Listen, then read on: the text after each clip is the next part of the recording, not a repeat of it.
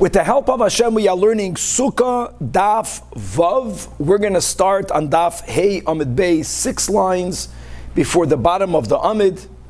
We just quoted that Amar Rav Chia Bar Ashi Amarav Shiurin. Shiurin means, as we have been learning, all of the measurements. Rashi gave the example of a kezayis, of a kebetza for Yisurim. Many people are medayik. Why Rashi only speaks about shiurim shel Yisurim? There are so many other shiurim. There are shiurim of mitzvahs. There's a kezayis of achilas matzah. But the exact amount or measure, and chatzitzin, which means the halachas of chatzitza. Today it's practiced primarily by women when they go to the mikvah. When Mashiach will come and we also will biblically have to go to the mikvah, so then there is many dinei chatzitza. Where do you have the dinim of chatzitza? That if there's something interposing your flesh from the water with the details, where do you have that in the Torah?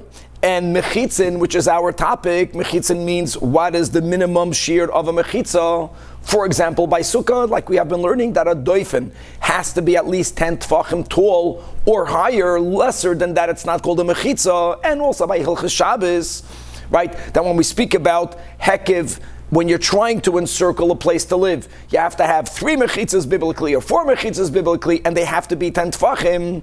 So Rav said in the name of Rav, halacha l'moishe misinai. Now, my friends, there are many levels of midoiraisas, as the Rambam so beautifully spells out in his Hagdama to his Perish HaMishnayos. Halacha l'moishe misinai means that you don't even have that merumas in the Torah. Mamish.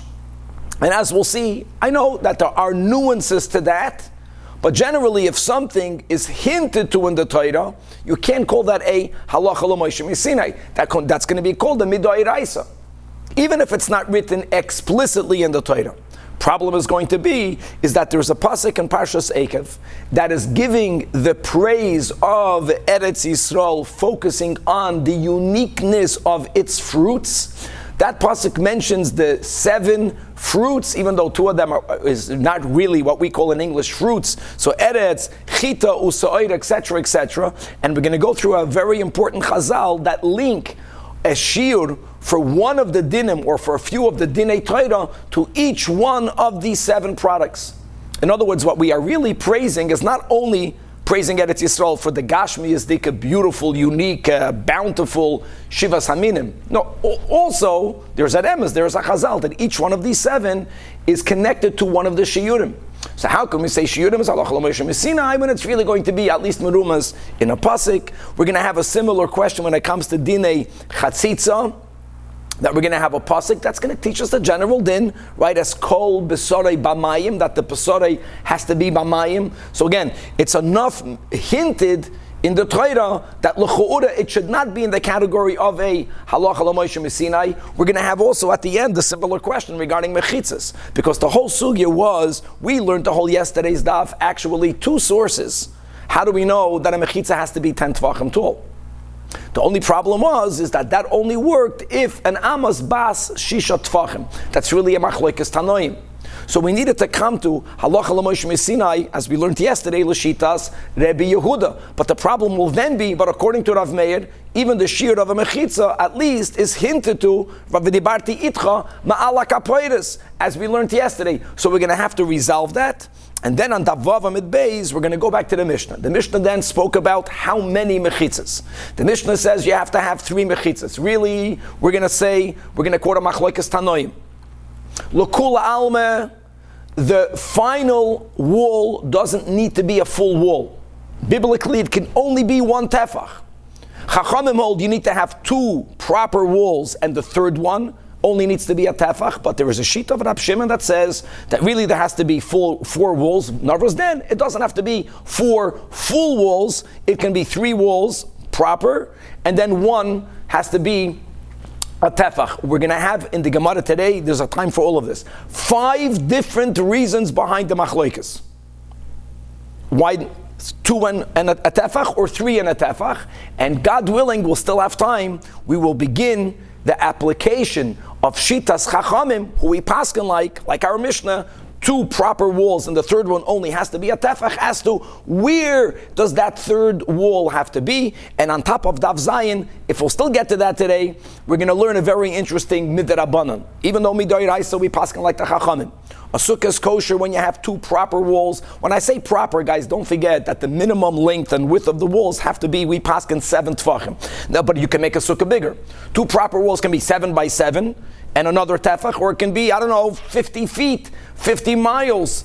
Ru'im kol Yisrael leishev b'sukkah achas. Whatever size you want to make, two proper walls and a third wall. The third wall biblically only has to be a tefach, but according to Rab Simon, the Chachamim want for us to use the one tefach wall, and with Chachma, knowing the halachas properly, to create a roiv, biblical wall of 7 tefachim. You only need one physical tefach size length, and if you know where to place it, based on the din of lavut, based on the din of rubai kekuloi, you're going to create a halachic 7 tefach wall, and much, much more.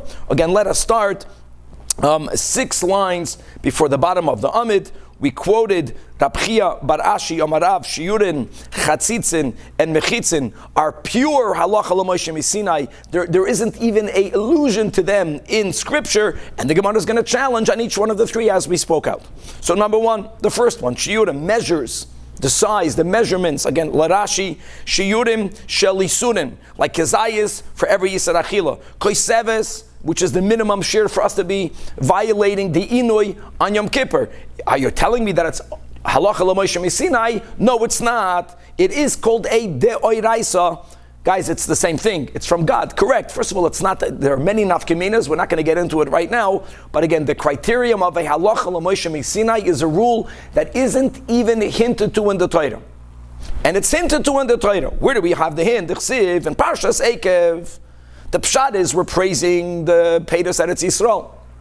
The Torah writes that the land of Israel is a land that is bountiful with chita, with wheat, with soira, with barley, with geffen, with vines, with te'ena, with figs, with rimain, with pomegranates. And Eretz, it's a land, zeis, shemen, it's a land of oil producing olives. Chevre, and the vash means date producing honey. It's very rich olives and dates. And by the way, there are many dinim that we learn from here. Let's start in brachas. That what bracha do you make? If chitan soidas the zoynes or hamaitzi, but for the other 5, here you make a boire priya eitz, but the after bracha is not going to be a boire nefashis. It's going to be al haaretz al priya haaretz. Other dinim, guys, we learned in brachas is that the lamdisha kompot. They once served for the Rebbe the Tzemach Tzedek dessert a kompot, but in it were many fruits. And you have to know the seder of what bracha you make first. He looked at the kompot and he says, Oy al lamdisha kompot. It's a lamdisha dessert. So, and the rule is that the name of the product that's mentioned the closest to Eretz takes precedence. The Torah mentions Eretz twice, right? So, for example, the Rimain is away from the Eretz the furthest, right? Because Eretz Chito, So'oira, Geffen, and Rimain. And then even the Devash is closer to Eretz, to the second Eretz, than the Rimain.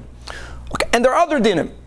I don't know what cave and what picture do we need. Okay, so Zaina picture. Now, here's connected to our kasha. Amar Rab Chanin. Kol ha-posik hazeh. L'shiyurim nemar. Again, doesn't mean that's the only thing we learn. In other words, what he wants to point out is, don't think it's just Gashmias. The Torah is praising Eretz Yisrael, wow, because it makes amazing fruits. It does. It's praising Eretz Yisrael for the fact that its fruits serve as the shiur, as the measure for many halachas in the Torah. And now we're going to see how each one of these 7 is connected to at least one other halacha of shiurim in the Torah, beginning with chita. So let's go. Baruch atah Adonai Eloheinu melech haolam shar kol nimedorim. By heart, Chevre, if you have a house that's afflicted with tzaras. By the way, if you remember in Sanhedrin, the 3 mitzvahs that lehoya never happened and never will happen, according to some, this is one of the 3. Okay, so what happens if you have a house that halachically is muchlat? It's a house that has this tzaras affliction. Any person or item that just enters it becomes tamei. Top of that, if a person is wearing clothing, The clothing is not considered a standalone independent item because it's being worn by a person. It's considered then as an accessory to a person. If the person lingers in the house, then not only will the person become tamei, the begadim will also become tamei. That's the rule. How long do you need to linger in the house? That's what we're getting at. And we use chita as the source for the shiur. Let's read it inside. Says the Gemara, the Tanach, this is a Mishnah in Masechtas Negoyim. Second to last line. If a person enters into a home that was already gepaskent, we already determined that this house is afflicted with saras, and if the kalim here means one's garments are not properly worn, but they are only over one's shoulder. Likewise, if one's sandalov, it doesn't only mean sandals, shoes, or one's rings are not properly worn, but they are in one's house. You're carrying them, you're not wearing them. They're not considered then as an accessory to you. They are considered as an independent thing, even though it's in your hand. Then both the person who enters and these kalim, these garments, these jewelries are tamei the moment you enter. And that's normally the rule. Contact here will mean you enter a beis hamaluga. Anything that's independent becomes tamei immediately. Davav amadalaf. But like we mentioned, we learned from the Chumash as a nuance that if something is not considered then independent, why would it not be considered independent? Because you are wearing it. At this moment, it's considered as an accessory to you. You have to stay in the house for a longer period. You have to linger in the house for those items also to become tamei. But if you're properly wearing them, you're wearing your garments, or sandal of your shoes are on your feet, or v'tabo oisav, and your jewelry, your ring is on your fingers, you are tamei miyad. But here is where we kick in this leniency. V'heim tahoidim, they remain pure at sheyisha, until you linger. Now let's go define the shiur of lingering. You know what that means? It's lingering b'chdei achilas pras. If you linger for the time that it takes for you to eat, pras means a piece, pras means half. There's a full loaf of bread. The big machlokes rishonim is whether a loaf of bread has the volume of 8 eggs or whether a loaf of bread has the volume of 6 eggs. Pras means a piece of bread that has half that amount, that's 4 eggs or 3 eggs. A loaf of bread that has that volume, that the time that it takes for you to consume the achilas pras, that is the definition of lingering. And we are familiar with the shiur of achilas pras. And here comes the chita. Now, how much time will it take you to eat a piece of bread that's made out of barley versus a piece of bread that's wheat? Rashi says that wheat bread is consumed quicker, which means a lesser amount of time, which happens to be a chumrah in our case. So here we add what type of bread? A bread that's made out of chitim and not a bread that's made out of seoidim. Another nuance, not connected to the chita, but just let's go through this din. You know, there's eating a piece of bread while you are focusing on other things as well. Rashi says, if you are not focused only on eating, then you might get distracted. Then eating that volume could take you longer. And if you are reclining, which was the way people used to eat, Rashi says, in other words, you're sitting dafka to eat. You won't be distracted, then you eat it quicker. Masive. And another detail is people would eat bread with some add-on. They would put something to it. They would put a relish on it. It would make it more moist. It would make it easier to chew. It would make it easier to swallow. And all of that would hasten, would speeden the amount of time that it takes a person to eat achilas pras. Guys, if you remember when we finished learning Yuma, for those of us who learned Yuma, that we spoke out that generally shiurim are objective. Whatever a kazayas is, it's objective. Whatever a kabetza is objective. But for example, when we spoke about the shiur of maloi lugmav, even though lugmav wasn't the plural, but we learned in the Gemara, it means the amount of liquid that fills up one side of your cheek. The Gemara said, there's no machlokes, it's subjective. The maloi lugmav of oig malach habashan is much more liquid than the maloi lugmav of Adam Beinani. There's a big discussion amongst the Achroinim and in the Poiskim. Is the shiur of b'chdei achilas pras objective or is it subjective? which is why when many people are familiar with this din b'negeya, if a person, God forbid, has to break their fast on Yom Kippur, not to break it biblically, so you eat and drink in the shiurim. So the shiurim is the time that it takes you to eat achilas pras, and we all know that it varies. I think there is already a shita that says 3 minutes, that's the most chamur, and I think there's a shita that says 12 minutes. It's so different because of this machlokes. The Minchas Chinuch speaks about it. If it's subjective, then you can argue that it takes you a longer time to eat. On the other hand, if it's subjective, then maybe if you eat very quick, then you have a much lesser time. That's why you have all these shitas over there. But you use chita as the indicator of the shiur of achilas pras. That's chita. Next, the Torah says so'ira. Aside of the pshat that Eretz Yisrael is gebenched with barley, but here we have another din that we learn from it. Etnan, etzem kisiyoida, a corpse conveys to masmeis, need not be the entire corpse, even if you only have a human bone, which is fragmented, and it only has the size of a barley kernel. It already conveys tuma through contact, and even if there's no direct contact, but you are halachically carrying it. Obviously not tumas oil, but that's the so'ira. So the so'ira is to remind you, it's a remes to the shiur of tumas meis, but the eina matama ba'oil. Next, geffen. What do we learn? What shiur comes from vines? Now says the Gemara, kedei revius yayin lenazir. Gavaldik. Chaver, a nazir has 3 isurim, man or woman, cutting their hair. They may not become tamei b'tumas meis. They may not consume any grape product. Now, including wine. Now, when it comes to the isur, which is punishable, you have to have the shiur to get punished. Rabbi Yochanan says, "Chatzi shiur asam me'atreida." But how much wine will a nazir consume for them to get malchus revius? What about grape product? We're learning this the way Rashi teaches.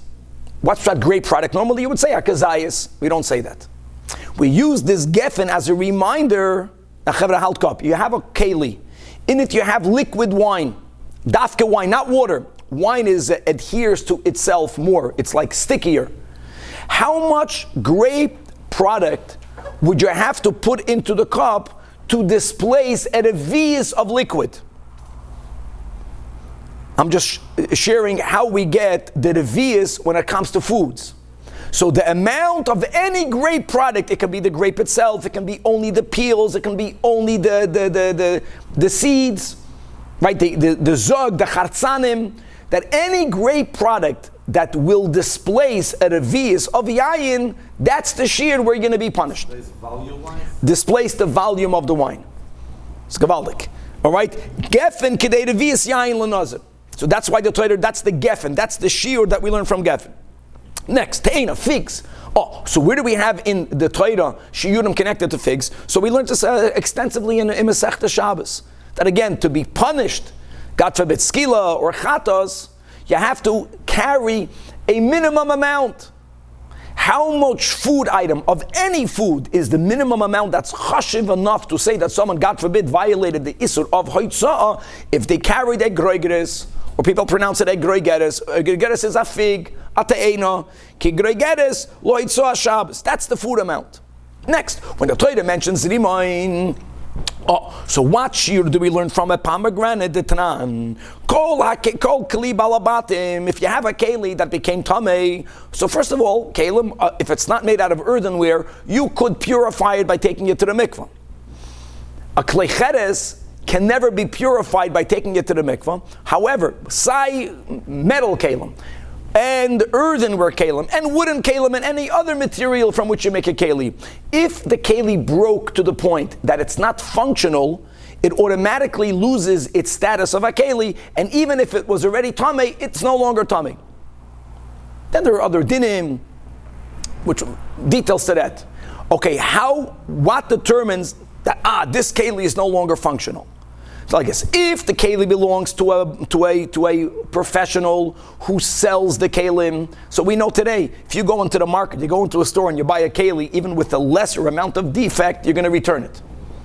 Balabatim, if you're not selling it, it takes a greater amount of blemish for the balabas or for the balabasta to say, it's garnished, it's garbage, and for them to throw it out. Now, even if a keli was originally designated to hold liquids, and there, the smallest crack, you have a bowl, the liquid will spill out. Or if you were using your kelim to store, flour, a small little hole, the flour is going to seep out. You're going to change the use. And you're going to use it to store olives. And even if there's a hole, kemoitzi zayis, but what is the amount of opening, of hole in it, that even if you are a balabayas, you will no longer use it? That's if the hole is large enough that a pomegranate will fit through it. That's called kemoitzi rimoin. Kol kalei balabatim, shiurim kiramoinim. Weiter. When the Torah continues to say Eretz, Zeis, Shemen, let's not focus on the Vash, that it's a land of oil producing olives. Oh, that's easy. Eretz, Shekol, Shiurei, Akazaisim. All of the Shiurim are connected to Akazayas. And guys, we know what it means, all. All doesn't mean all. We just mentioned Chitos Oida, we just mentioned a bunch that are not Akazayas. Frekti Gemara, Kol Shirei, Salkadaitoch, Ay, Ho'ika Hana Damrinon. So clarifies the Gemara, yeah, Ruba Kekuloi. Ela Ema, Sheroiv Shiurei Akazais. Torah says you can't eat chazir, you get malchus. When do you get malchus? If you eat a kazayas amount of. Next, when the Torah says that the Holy Land produces dates from which you get honey, that's the devash. So what shiur is connected to dates? We just learned that for those who learned the previous Masechta Yuma. End. Bottom line is that halacha l'Moshe Sinai is not said on a din that has a remez for it in the Torah. So therefore concludes the Gemara asking, Alma, that the din of shiurim should be called de'oiraisa and not halacha l'Moshe Sinai. Answers the Gemara by asking a question. We answer the question with Tizberem. What are you thinking? What, shiurim iksivi? You have to know how to define a remez. And let me word it like this. If the Torah would have written this pasuk, and all we needed was enough time to figure out how to link various shiurim with these words, that's called a remez. But here, without Hashem giving us halacha l'Moshe Sinai, the shiurim, like, what's kadeh achilas paras? It has to be bread made out of wheat and not out of barley. If Hashem wouldn't have told it, we never would have gotten it on our own. But we do have this chazal. The chazal links this pasuk to all of the shiurim. So the vart is, Ella, really, the Gemara says, Hilchasininu, yes, all of the shiurim that we mentioned are halacha l'Moshe Sinai. The pasuk in Ekev that we quoted is called a asmachta b'yalma. Now normally, we use the asmachta for a derabanan. The chachamim say something, then you find in chazal a pasuk. So they say, if it's linked to the pasuk, how can you call it the Rabbanan? So the answer really is to the Rabbanan, and after the Chachamim made whatever their takana, where their gezeda, their Rabbanan is, they leaned it on a pasuk. Here we have an interesting phenomenon. Here we are using the concept of an asmachta also for something that's biblical. Same concept. It's a halacha l'Moshe Sinai. Now that you have a pasuk, we went ahead and we lean. In other words, God also had that in mind. But it's so far, the remez is so far off that it's no longer called a de'oiraisa. This now will be in the category of a halacha l'Moshe Sinai. Fantastic. Next. The next statement, all of B'Shem Rav, right, it was shiurim, chatzitzin, umechitzin. Let's go to chatzitza. Chatzitzin, again, the same question. How can you say it is a halacha l'Moshe Sinai? No, it's not. De'oiraisa ninhu. How? Now, this is mamash a pasuk. This is not a remez. Chevra, it says in Parshas Mitzayda. Just one example of someone who is tamei. V'rachatz. We're not going to focus on the S. We're going to focus on the fact that it says v'rachas es b'soroi b'mayim. Guys, the basar has to be in the water. That pashat means that nothing can interpose. Shelo yehi davar chaytzes beini lebei hamayim. And the Gemara says you're right. That there may not be anything interposing between the flesh and water. That's a pasuk. But to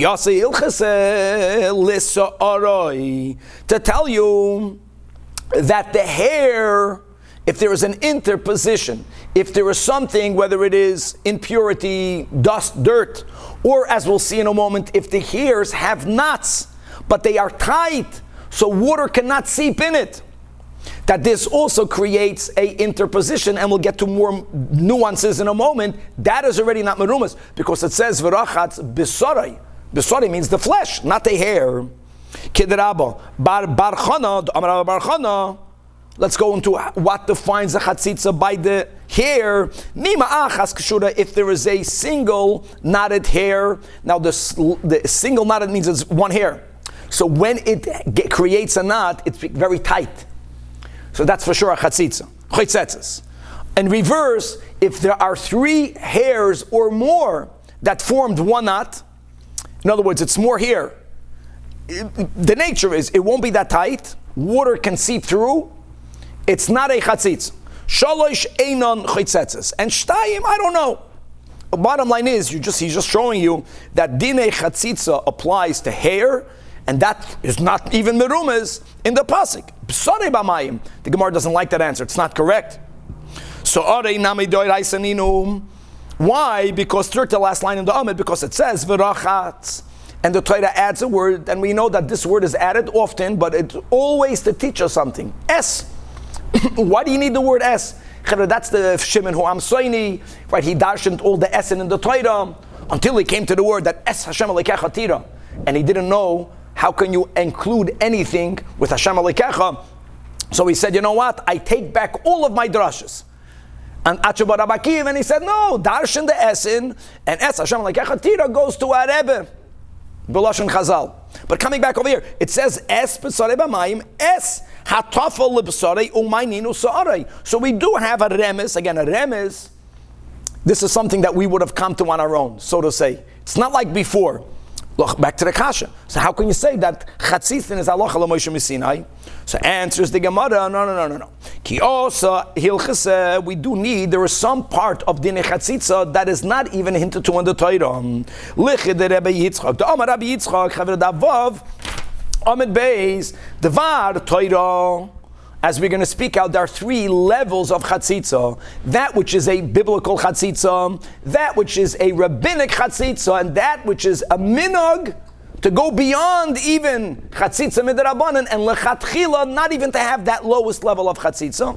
Let me say this by heart. You have something called roiv and something called makpid. Roiv means the majority. Is the chatzitza on the majority or only on the minority?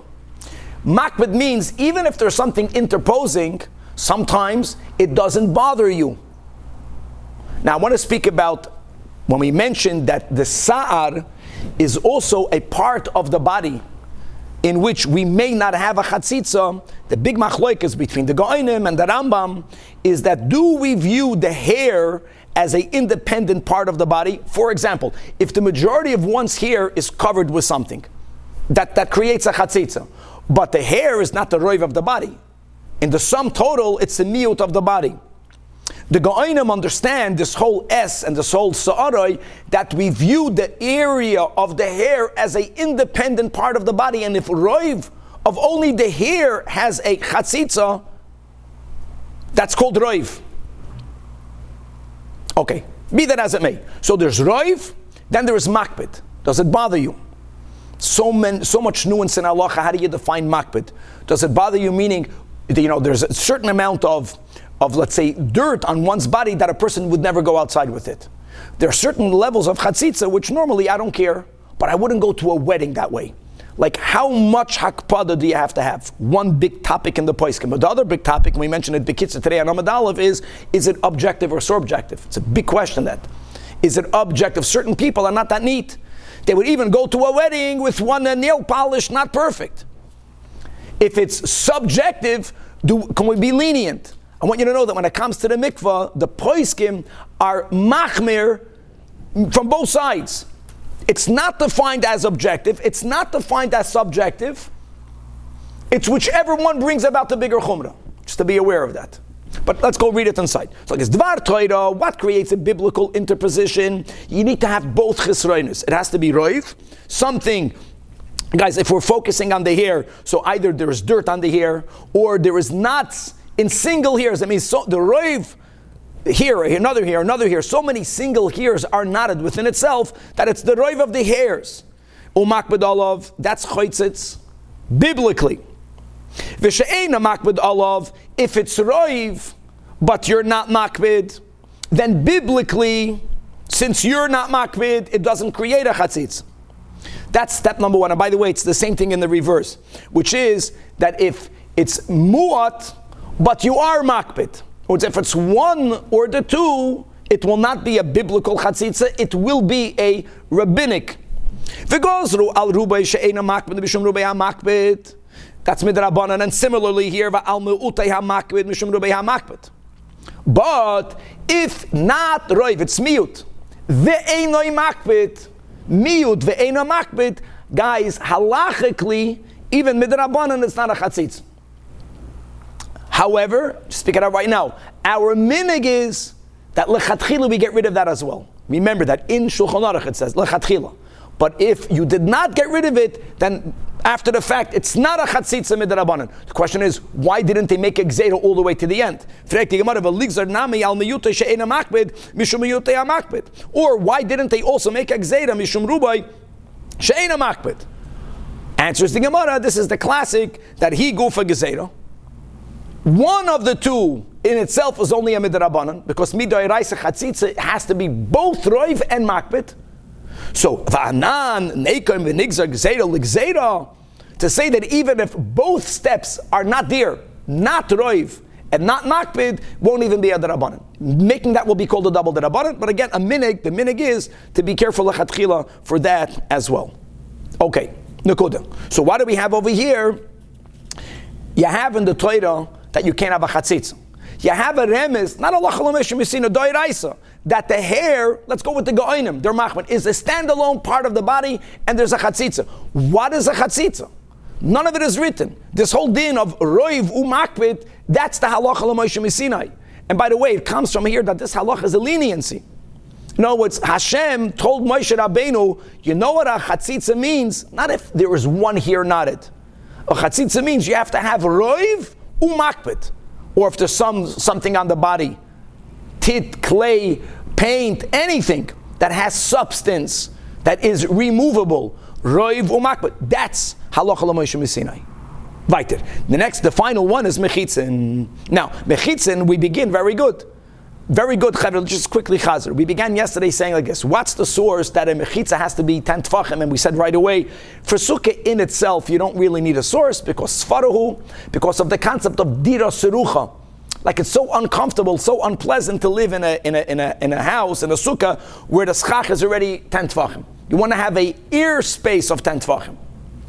But dinei mechitzas are not only Sukah related; it's also related to Shabbos. How do you know that the mechitzas are 10 tefachim? So we had V'dibarti itcha ma'al hakapoides, and the whole proof that the aron with the kapoides was 10 tefachim. Then we had the other source where the Torah uses the word concerning the wings that are above the heads of the keruvim. Soichichin bechanfeim miloshen schach. And there also, how we prove that how tall were the keruvim that were made by Moshe Betzalel. The keruvim themselves were 10 tefachim tall. The wings that were extended went a little bit above the height of their heads. And the Torah uses the word soichechin, so we had sources.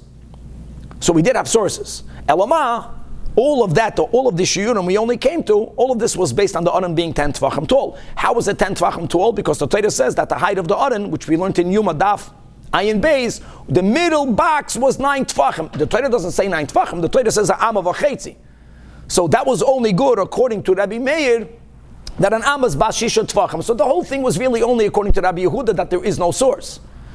Therefore it's halacha l'moshim yisina. So now we're going to go in the opposite direction. Mechitza hadamaran, well that's only good according to Rabbi Yehuda. Since an amma is bas chamisha tefachim, then none of the proofs we had in the previous daf indicates that the aron hakodesh is 10 tefachim tall. There's no source. But going back to Rav Meir, back to the kasha, we have sources, and therefore it should not be called a halacha l'moshim yisina. So the Gemara gives the same concept, the same mahalach that we had concerning chatzitza. You're right. The basic din of chatzitza is not halacha l'moshim yisina, but the details, right? Roivu makbid, halacha lo Moshe Sinai. Same thing over here. According to Rav Meir, that a mechitza has to have 10 tvachim height, that we know, it's not halacha lo Moshe Sinai. That's already a remes, and we call that a deoraisa. But there are so many details, benegei dinim mechitzas, that don't even have a hint. And by the way, we learned almost all of them, at least in one application. But, ki hasa hilchaseh, to the din of good, guys, good, both good asik. The good asik is mamish what we use in halacha l'maisa. Good asik is that we consider as if the wall goes up. Once you have a wall that is 10 tvachim tall, it has a din of a doifen, then the schach doesn't have to stay on top of it. You can put the schach a lot higher, and it's as if it goes up. And you have concepts called good achitz mechitzta, that a wall goes down. Whether we apply this to Sukah, remember, whether we apply this benegei dinei Shabbos for Eruvin, that's not so simple, because the gediyim boikim boy, just the words good is something that you don't have in the Torah. That's halacha lo Moshe Sinai. By the way, guys, pi tikra yored v'soisim. Don't worry, we're going to speak about all this throughout the Masechta. That's called the halacha lo Moshe Sinai. There isn't even a remes. Similarly, lavud, the famous lavud. Again, lavud is not only connected to Sukkah, but the concept of that we annex, that when two things are one, there is less than 3 tvachim. There isn't even 3 tvachim. Between two items, halachically, it's as if they're touching.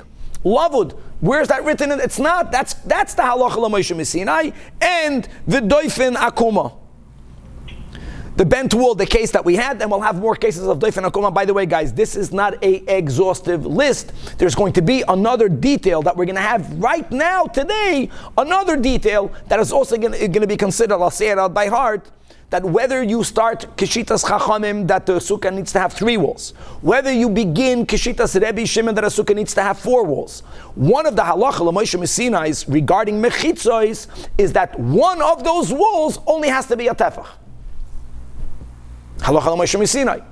So we say halacha l'Moshe Sinai even if the yesoid hayesoidus of the din is takamerumas doiraisa, but these nuances are called halacha l'Moshe Sinai. You know, when it comes to tefillin, the Rambam writes, right, there are 10 halacha l'Moshe Sinai by tefillin. 10 details.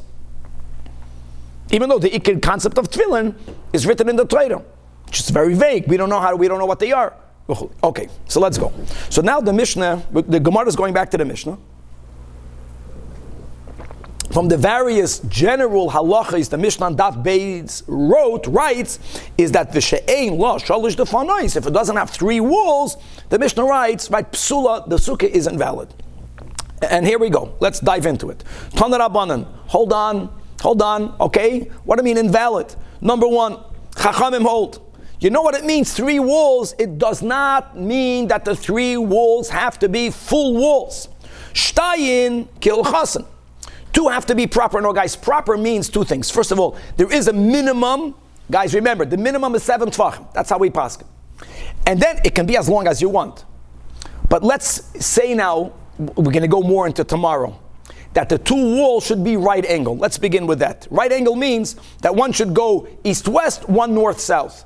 How far out should they go? For however large you want to make the sukkah, but it cannot be less than 7 by 7. But the 3rd wall, ushlishes, biblically can even be only 1 tefach length. That so is shitas chachamim. Have to be connected to an angle. We're going to learn about, so Shlem is asking right angle. That's going to be the whole Daf Zayin. We're going to just begin today. Notice, where do you place the 3rd wall is very important. We're going to get there in 1 second. Number 2, Rab Shimon, before we get to where you place it, Rab Shimon is more machmer.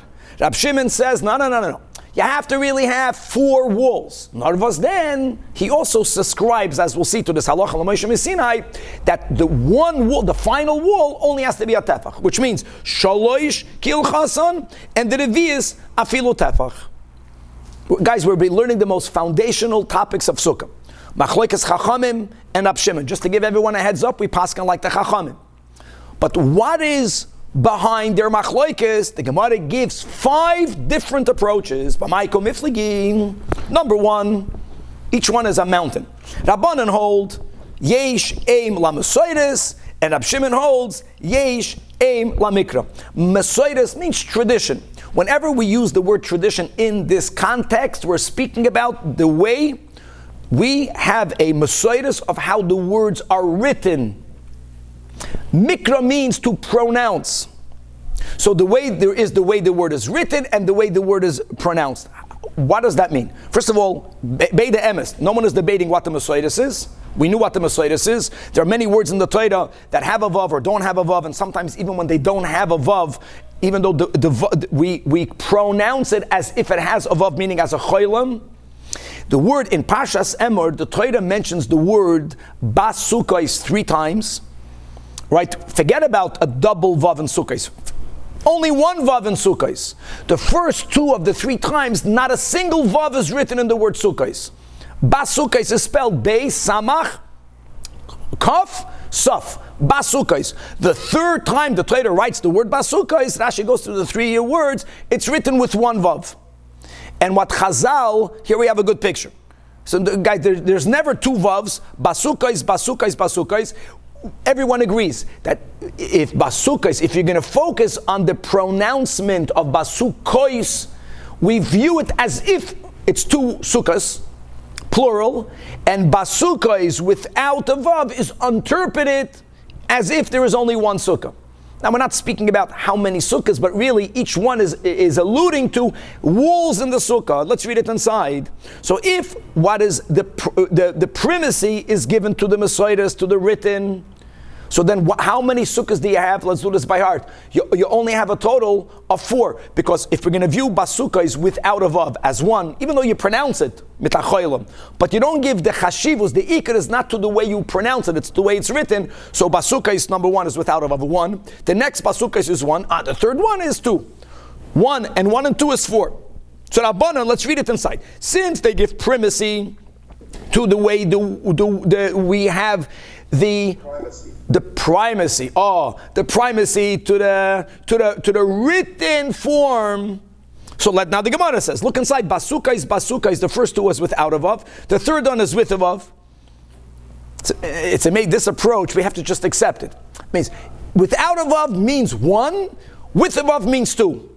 The primacy is the way it's written, so you only have a total of 4. But hold on, it's not 4, because dal chad legufei. 1 time the Torah needed to write the word basukah. It's from there you learn you got to sit in a sukkah. We're going to challenge this in a moment. There are some people that say that even though the Torah needed to write the word once, you can still learn limudim from the first. But let's go with the premise that the first, so you have to deduct 1. So if you begin with 4, but 1 is needed, legufei pashul utlos, you only have 3 walls. Now we said by heart already that the Torah writes is meramis to 3 walls. There is a halacha l'Moshe Misinai that 1 of the walls only has to be a tefach. So if you need 3, and then the halacha diminishes 1 into a tefach, that is the chachamim. Shtayim kel Hassan, v'asi ilchase v'gorato, and it reduces. God told Moshe, guys, 1 wall can be reduced. To how much? To a tefach. L'shlishes v'oikma a tefach, so is the shita of the Chachamim. Rab Shimon, in contrast, he holds that we give primacy to the way words are pronounced, even though the first 2 times the Torah doesn't use the letter vav, but since we pronounce it basukos, not basukos, it's pronounced with a cholam, which means plural. So 3 plurals is 6. Basukos, adekan sheish. Here again, according to the first approach, dal chad kra, you need 1 legufei. So how much do you have left? Only 2 words basukos. You have 4 left. Pashulu arba. Indeed, you have to have 4 walls. Came the halacha l'Moshe Misinai Shleim and says, no, 4 walls means shalish kel chasen and 1 atefach. Shalish kel chasen v'soyil chaseh v'gorata, and it reduces the 4th wall. V'yakam ta atefach. That's approach number 1. Chavre, let's fly. Approach number 2. V'iba yisema. I can argue both sides. I can argue that l'kula alma yesh aim la mikra. Everyone gives primacy to the way the word is pronounced. So therefore what, Chavre? So therefore what? So therefore you begin with 6. But 1 word is needed legufei. How much do you have left? 4. Question is, do you need to use 1 of those 4 for schach? If you use up 1 as a remes for schach, then you might only have 3, and v'asa hilchas, and it reduces the 3 into the 3rd one can only be a tef. Quick question. Yes. According to Shimon, so you go by the way it's pronounced, but what's the reason why 1 has a vav and 1 doesn't? There has to be a reason. Very good. There has to be a reason, but we can't use the reason for this. No one is debating. No, it's a very important point you're making. That's why it's primacy or primacy. Primacy means that it's the ikir. We're not discarding the fact that something has to be learned by the fact that there is a lesser letter. Okay, let's go right. But now we're reading the next step. That everyone holds yesh aim la mikra. Guys, this is the chachamim. You're right. You have 6 and you use 1, so you have 4. But one of the 4 is needed. One of these are used to elude. You have to have schach. However, Omar Savar schacha leiboyikra. What's a sukkah? Sukkah is the schach. Next, or the other side, I can argue that both of these opinions, both the Chachamim and Rab Shimon hold yesh aim la mesoides.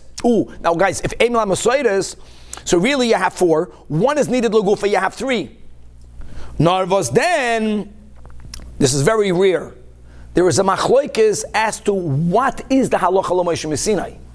Did God say to Moshe that 1 wall can be reduced? Or the halacha l'Moshe Sinai is Hashem told Moshe Rabbeinu, I already hinted in the Torah to 3, you have to add another. Narvos, then the one that you add only has to be a tefach. A machloikas about what the halacha is. That's already a big chiddush. Mar Savar here again the chachamim. Ki yasei el chesed the halacha l'Moshe Sinai came. You have 3 alluded to in the Torah, and the halacha is ligoreya, to diminish it, to reduce. Reducing it means you have to have 3 walls, but the 3rd wall only has to be a tefach. Umar Savar, no, you have in the Torah 3. Then Hashem told Moshe something about a tefach. He didn't mean to diminish the 3rd wall only into a tefach. He came to add. Okay, Chaver approach number 4. Guys, this is different than Yuma, huh? This is back to Gemara over here. No, it can't be a machloikas. And everyone can subscribe that yesh aim la mesoides. Aim la mesoides means there's only 4. Right? Because the primacy is to the written word. First 2 is only written without a vav. So 1 second. So how did Rab Shimon come to 3 and a bit? I'll tell you how. Who told you that 1 is needed legufe and you cannot use it for anything else? No. It's called dorishin tchilois komiflegi. Tchilos means it has to be written once to tell you the initial description. You're right. Guys, we're living in the world of drash. You have to become familiarized with this. We're not learning in the world of pshat. Of course, the pshat, you have to write sukkah. But you can darshan from the pshat. Mar Savar, now here we're quoting Rab Shimon first. That darshan tchilois. So in Enochanami, you only have 4. But all 4 are alluding to a wall. And there, halacha l'Moshe Sinai, that the final wall only has to be a tefach. However, the Omar Savar, which is the Chachamim, like we learned up until now, that ain't darshan tchilos. And the final approach, Rav Masna Amar, listen here, I'll tell you. Let's take out this whole Sukah, Pashit. It says in the pasuk, and guys, we quoted this before in the Masechta.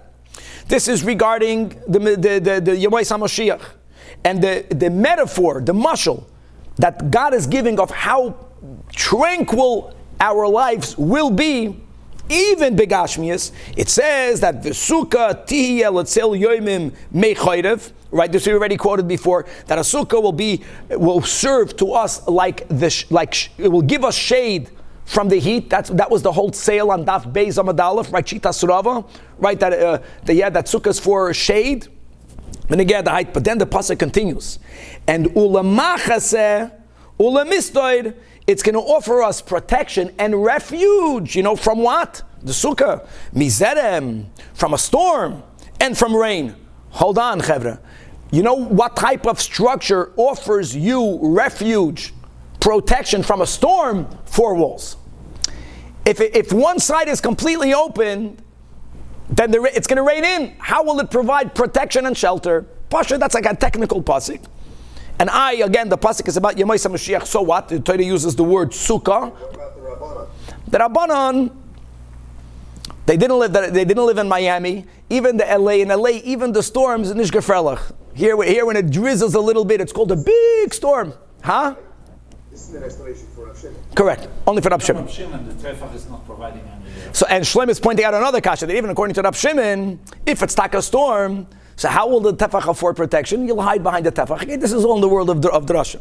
For us, a Tefach, 1 second, finish. So therefore, again, according to Rab Shimon, I'm reading inside, where's the Rashi over here? Rashi writes that beloy arba mechitzas lav machasem izeremhu shaharuach meishav esazerem derech doifen aparutz. But the 4th wall, the tefach resolves it. Okay, good. Now we're moving on. We have another few minutes. let's open up the big topic over here, and just asking Kevan that you put the picture when we're learning this line, when we go to the next line, take the picture off. And here comes the big question. First of all, we're going to put Rab Shimon to the side, the great Rab Shimon, because we're passing like the Chachamim. Sukkah needs to have 3 walls, and the 3rd wall only needs to be a tefach. The question is, where should you place that tefach wall? So Omar Rav, let's begin. Rav says it's very simple. You have to know how to read it into the words over here. Rav holds, number 1, that the 2 walls have to be placed right angle. So let's just use the directions: east, west, north, south. We're going to learn about tomorrow what happens if the 2 walls are put like a mavi. We're not going to focus on that now. Like all the pictures over here, it's the wrong picture, but you can leave it. No, take off this picture because you're confusing something. You have to have right angle. Right angle. Look inside Rashi's picture. And the 3rd wall is keneged hayoitzi. Keneged hayoitzi means you can put it both on the edge of the east, right, east-west. You can put it on the edge of the north-south. But how should the wall be going? It should be going exactly in the same direction of the opposite wall. So you have a wall over here, you have a wall over here, and the 3rd wall, if the one on the other side is east-west, it's going to go east-west. North-south, it's going to go north-south. And you also put it right angle to the corner. So you're going to have 3 congruent walls. That's a good picture. That's a good picture. The nekuda of Rav is that the final wall is not going to be placed diagonally. It's going to be placed in the same direction of the one that's opposite. It can be connected, that's all, no? But it's more than just needing it to be connected. That's one nuance, that it has to be connected. But more importantly is there's a chiddush to Rav. Because if you would place the wall diagonally, it would give an impression of you enclosing the area more. Not that you have to live behind that corner. But when you place the 3rd one diagonally, even if it's touching, and for sure if it's not touching, as we'll have soon in the picture, then it feels like the whole area inside is surrounded by walls. Rav's point was, it's connected, it's in the same direction of the one on the opposite side.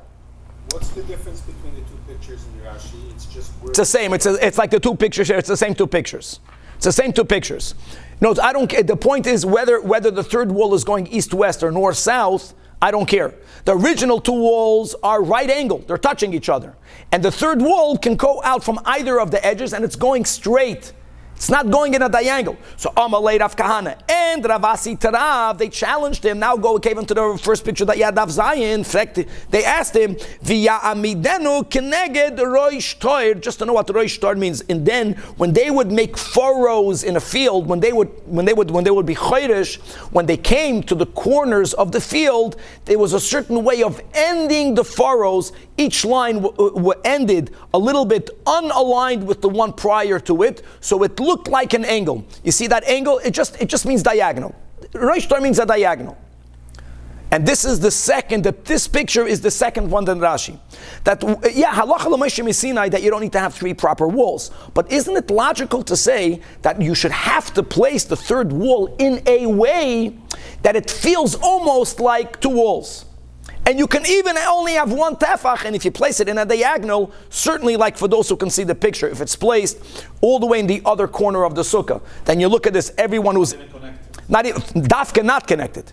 Now the other opinion in Rashi is, no, not this, nothing over. The other opinion in Rashi is the way you have here, and look inside Rashi itself. You have 1 wall, you have another wall. Even if they meant, Rav Kahana and Avasi meant that the 3rd wall has to be touching either one of the 2 right-angled walls, but even if you place that in a diagonal, again, they're not suggesting that you should have to eat inside that little diagonal. But at least it serves as like, I'm embracing you.